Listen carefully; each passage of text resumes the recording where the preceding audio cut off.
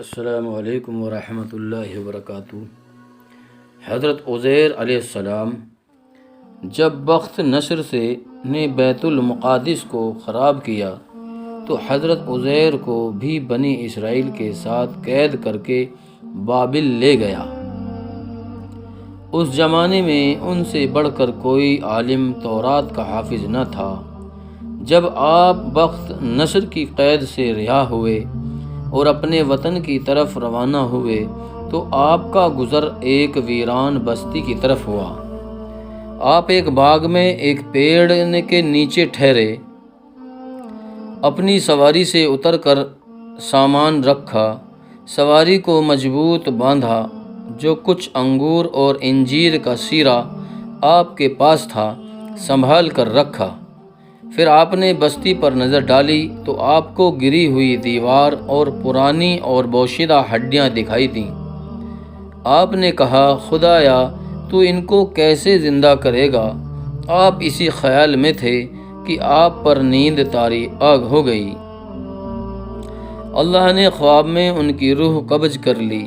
اسی حال میں 100 سال بیت گئے۔ 100 سال کے بعد اللہ نے انہیں پھر زندہ کیا۔ ایک فرشتے نے آپ سے پوچھا کہ تم یہاں کتنی دیر ٹھہرے؟ آپ نے فرمایا، 1 دن یا 1 دن سے کچھ کم۔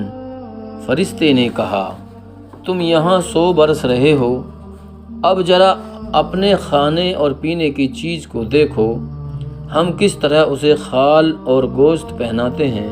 پھر حضرت عزیر اپنے گھر آئے۔ جب آپ اپنی بستی میں پہنچے تو کوئی آپ کو پہچان نہ سکا۔ گھر کا رنگ ڈھنگ بھی بدلا ہوا تھا۔ دروازے پر ایک بوڑھیا کو دیکھ کر پوچھا، کیا یہ گھر عزیر کا ہے؟ بوڑھیا نے کہا، ہاں یہ گھر تو انہی کا ہے۔ تو کون ہے جو ایک مدت کے بعد میرے آقا کا نام لیتا ہے؟ آپ نے فرمایا، عزیر میں ہی ہوں۔ اس نے کہا، سبحان اللہ، وہ تو 100 برس سے غائب ہے، ان کا کوئی پتہ نشان نہیں چلتا۔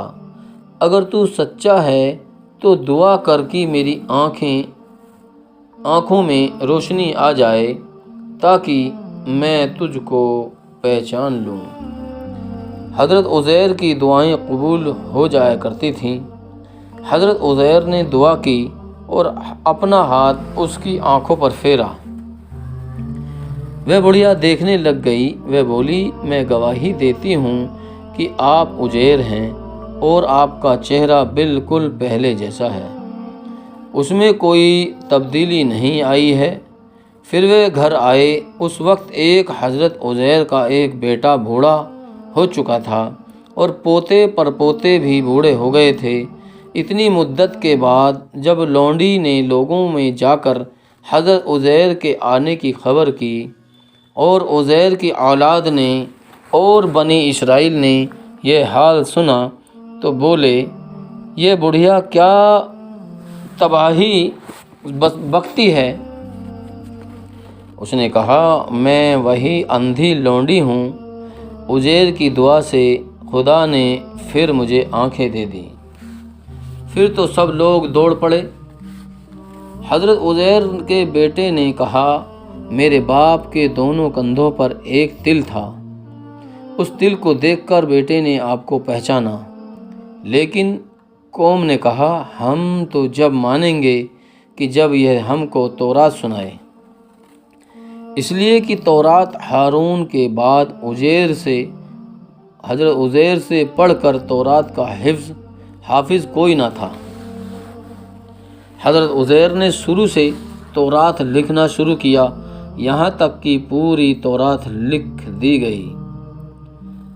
سب نے حضرت عزیر کو سچا جانا اور سب آپ کے قائل ہو گئے، لیکن پھر یہ محبت اور اعتقاد اتنا بڑھا کہ بنی اسرائیل گمراہی میں پڑ گئے۔ دوستو، ہمارا channel all rounder Rajput subscribe کریں، لائک کریں، شیئر کریں۔